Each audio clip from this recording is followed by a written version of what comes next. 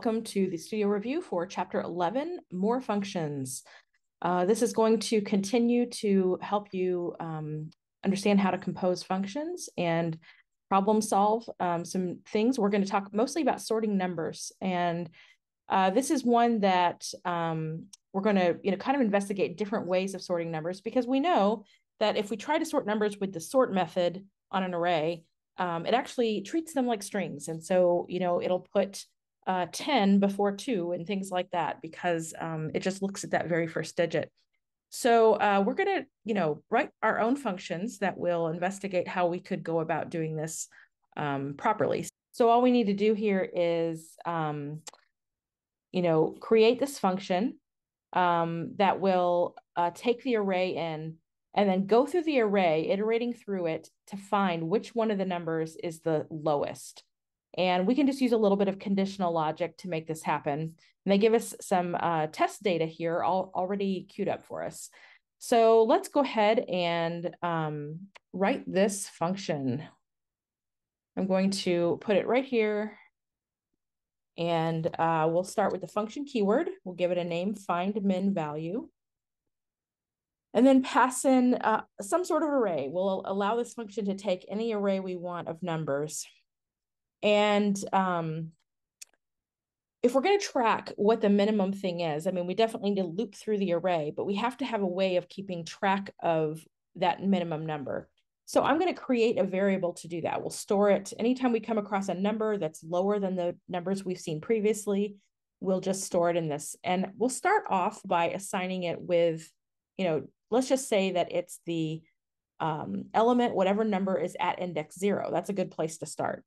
We don't want to say 0 because we may have some numbers that are actually negative, and or you may have numbers that are all positive and they're much, much higher, and 0 doesn't actually exist. It's better to just use whatever the first number is, and then we could kind of go from there. So we'll do array at index 0 as the very first number that we're assigning to this, and saying, okay, we've looked at one number so far, this is the minimum. And then we can loop through and look at the rest. You can start with 0 and it'll compare the first number to the number you already stored, or you can start at 1. I'm going to start with 1 since we've already got the first one stored as the minimum. And I'll just set up a classic loop here just to go through the whole array all the way to the last element and increment one at a time. All right, so we'll just check and see, as we're looking at each of these numbers in the array one by one, let's just compare it to the minimum. So we'll say if array at index I is less than the minimum, then we've discovered a new minimum, right? So we'll say the min is array at index I. So now we're going to store this value in that variable instead, because we've discovered it's actually smaller. And we'll just keep going through and doing that. And every time we run across a number that's smaller than what we previously stored, we change this value until we're done. And then after the loop is completed, we know we've gone through the whole array, we can return that minimum. Okay, so let's test this out. We could come down here and do a console log, call the function, find min value, pass in one of these arrays here, and it'll process all of that and return that number. And then this entire thing here evaluates to that return value. So we will, be able to just see whatever number comes out. And I'm going to go ahead and just do this for all 3 of these. So we'll say, just so we can see all 3 of them. And if we look at this and just scan it visually, we can see right here, we're expecting 2. For this one, we're expecting that -44. And for this one, we are expecting -3.3. Those are the lowest numbers that we can see as we look in these just with our own eyes and our own brain. But now we're going to have the computer do it very methodically and go through one at a time. So we'll run it. I am not in the right directory. So let me get back to see more on functions and studio. There we go. Okay, now I'm in the right directory. We can see I've got my files here. So I'm going to go ahead and node part 1, and we will see what we get. All right, we get 2, -44, and -3.3. So this sorting function is working properly. It is going through and looking at them each one by one and until it finally determines which one was the lowest, and that's what we get back. Okay, that's part one. So for part two, we want a second function that's going to take in an array of numbers. And this time we're actually going to produce a whole array that's been sorted. So we actually need a new array to hold those numbers. And then we're going to make use of the function we already defined that's going to find that minimum value.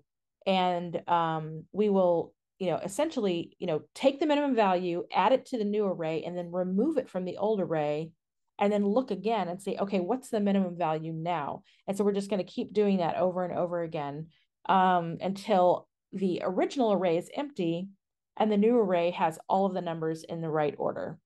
Okay, and then we'll print this out. They have this tip here that says, you could use a for loop, you could use a while loop, but one of them is a better choice because if we continue removing elements from the original array as we go through, then that means the length keeps changing. And usually when you set a for loop, you are depending on saying, I want to go through it this many times because I'm depending on the length. But the problem with that is that, the length is going to keep changing. So I'm going to say we're going to use a while loop. That makes more sense because we can just keep checking. And as long as it still has elements in it, it has a length that's greater than 0, we'll keep going until it finally gets to a length of 0, and then we stop. Okay, so let's go over to part 2 here, and we will come down here below. We can see that they've already provided us with a version of the find min value that we created on the other file. And here we're going to go through and create our next function, sort nums. And they mentioned we should, start by defining this new array that's going to hold the final sorted numbers. So I'm going to say let's sorted equal and start with an empty array. Then, as discussed, we will use a while loop. And I'm going to say while we have a length. I could actually say while array.length is greater than 0. I don't have to because you may remember when we talked about this idea of converting something like a number or a string to a Boolean. Anytime you try to evaluate something like this, like a number as a Boolean, basically 0 is false and anything other than 0 is true. So I can actually just say while array.length, because I'm saying as long as it has a length and it's not 0, keep going. So you may see that shortcut from time to time, and it just means the same thing. I'll make a note here. It's the same thing as array.length is greater than 0.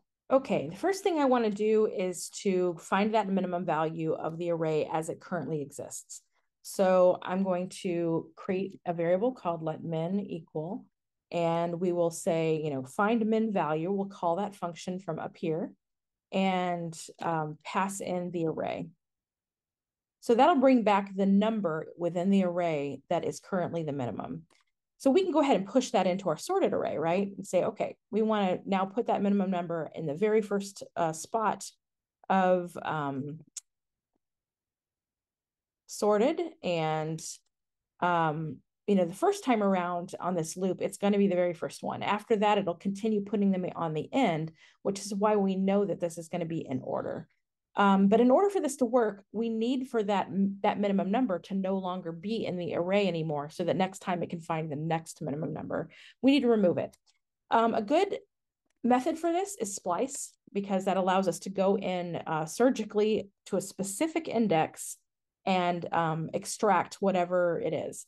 So we can just say, okay, we need to go to the array and we need to give it the index of where that is. So to find the index, we're going to say array at index of min. And that will be the index that it goes to. And then we're going to, for the second parameter of splice, they want us to pass in how many are we supposed to be deleting. And we're just deleting the 1, right? So that's all we need to do. And we don't need to use a third parameter because we're not replacing it with anything. We're not adding anything back in. We're just removing. So we go to the index where that minimum is, and we remove 1.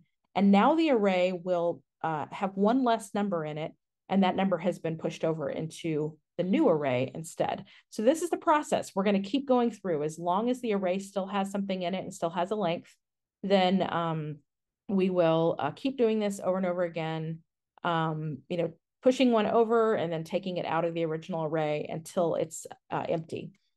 Once it's empty, the loop will stop executing, and we can just return our sorted array. And now we've got our new array with everything in order. Okay, we need to test this out, right? So let's go ahead and come down here where they have the sample arrays for testing, and we'll just put it below here. So I'm just going to console log sort nums and pass in nums1. We'll just do the one and keep it simple for now. So let me node part 2 this time. All right. And we get our array nicely sorted, 2, 5, 10, and 42 instead of 5, 10, 2, and 42. This is working. It's a very, methodical, somewhat slow way of doing this. We're going to talk more about that in a minute. But it is a very nice methodical way of doing it. Okay. We'll come back to the bonus mission. That's going to be the last thing that we do. We'll come back and refactor this so that it works for recursion. Okay. Let's move on to part 3. They have this idea here where, you can actually use the built-in sort function for an array in JavaScript by passing it a function. It's essentially a higher order function because we say, okay, we're going to give you another function that you can then use every time you're looking at these numbers throughout the array that we're calling this on. And so it's a little anonymous function here, and it will just, compare 2 of them and return them based on, which one's larger and which one's smaller. And it just keeps swapping those positions. So we don't need to know really how this works behind the scenes, but you can go and you can look it up if you'd like. All we need to know is if we pass this function to sort, it takes care of it for us and it's done. So we're going to use it in multiple ways. We're going to sort it in increasing order, sort it in decreasing order, take a look and see, does it actually alter the original array or not? Same thing with, our original, our sorting function that we did, did that alter the original array? So we'll take a look at all of that. Let's come back over to our code here. They give us the same sample arrays here for testing, and we're going to first sort in ascending order. So I can take nums1 and call sort, and then pass it this function. It's going to be an anonymous function I put in place where I say we're going to have a number A and a number B, and every time you process this function to compare them, just return A minus B. And that's how it determines how to swap them around. And that should work. So down here, let's see. Let's just go ahead and console log this and see what happens. Okay, so one of the questions we asked was, does it actually change the original array? Let's see how this works. Part 3. Okay. And we get the array sorted in order. So yeah, the original array gets changed. And so it's no longer holding the numbers in this order. It now is permanently changed because of the way we sorted it. We can do the same thing, with nums2 and nums3 if we would like. And then we can print those to see, how they're different. Yeah. And then let me pull this up a little bit. There we go. Yeah. So we can see all 3 of them have been sorted as expected. No problem. The thing about this is, we defined this function in place, and then we had to use it 3 times like that. And it's a lot of repeated code. So when we come down here and do the descending order, I'm going to actually do this with a single function where we define the function that's going to compare the numbers. And I'll just say sort descending, and we'll say, it's for numbers A and B. And we should return, and this time for descending, we just return B minus A instead of A minus B. But this function, we can now refer to it by name and pass that into the sort function instead by reference. So this time I'll say nums1.sort, and then just refer to the function I created instead of defining it in place. And I'll just pass that along. I'm not calling it, I'm referencing it, just giving the name and saying, this is the function I want you to run when you're doing your sort thing. And now you can see there's a lot less repeated code because I actually defined it here and then passed it in by name. So we just need to print them. Nums 1 and 2 and 3. And then we should be able to see these in descending orders. I'll run this again. And there we are. We have these last 3 arrays here where you can see that they're in descending order, 42, 10, 5, 2, and so on. Okay. The other question they asked us here was, did our own sorting function that we wrote from part B alter the array name? And that's a good question to ask. So let's come over here and look and say, we're console logging sort nums of nums1. What happens if we try to log nums1 now to see what's there? And you can guess, oops, let's go find part 2. Here we go. Yeah, it's an empty array. And that makes sense because what our function did was actually take that array that we passed in and remove these numbers one by one by splicing them out. So by the time we got done, that array was actually empty. And this was the array we were operating on here. So now it's an empty array. And all that remains is the result of this. And if you needed that, to save that, to use it for something else, you would need to actually assign it to a variable so that it can be stored in something else because it's no longer stored in nums1. Okay. Let's take a look at the next section here. They talk about, sorting functions, how, different sorting functions are useful for different things. You may have some tech interviews, like a lot of the big companies like Google expect you to know what all these different sorting algorithms are.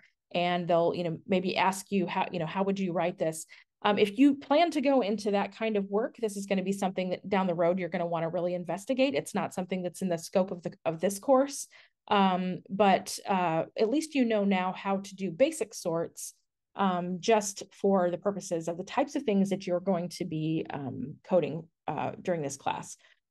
The very last thing is the bonus mission. Says to refactor the sorting function in part 2 to use recursion. So we'll go back here to part 2. And right here, I'm going to go ahead and I'm not really going to refactor the original one because I'd like to save it, for you to be able to refer back to later. But I'll write a different function and give it a different name. And that way you can kind of compare the difference between the two. So I'm going to call it sort nums recursive. And that way we, can keep it straight. Now, up until now, we have just passed in the array like this, right? But we have to think about how we're going to be able to use this over and over again recursively. And, one of the kind of core concepts of recursion is the idea of dividing and conquering, where you have multiple things that you can kind of split it out and let it keep operating on itself. And we already are halfway there with the way we handled this because we were creating a new array that was sorted to put all of the numbers in that were, definitely in the right order. And we were changing the original array and reducing it by one number each time. So really what we need to be able to do if we're going to use our own function over and over again is we also need to pass in the sorted so that we can say, here's the new version of array and the new version of sorted. But we have to start somewhere, which means we can just initialize this and make this an optional parameter by initializing it to the empty array that it is from the beginning. So we'll do that here instead of, having to create this line here. And the very first time we call it, we just won't use that parameter so that it creates it as an empty array. Now we have to consider what is the base case that's going to actually cause the function to stop recursing.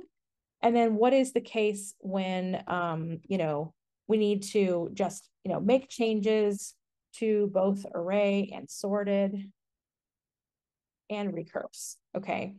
So the base case is pretty easy, right? We already established here when we did a while loop that the base case is when array is empty, right? So we can just say if there's no length, not array.length. You could also do this with, array.length is equal to 0. Either way, it works.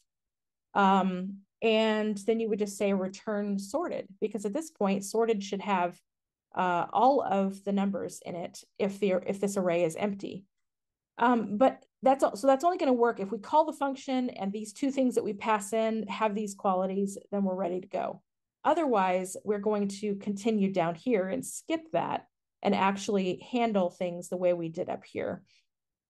And so we can essentially just, borrow the same code that we have from here.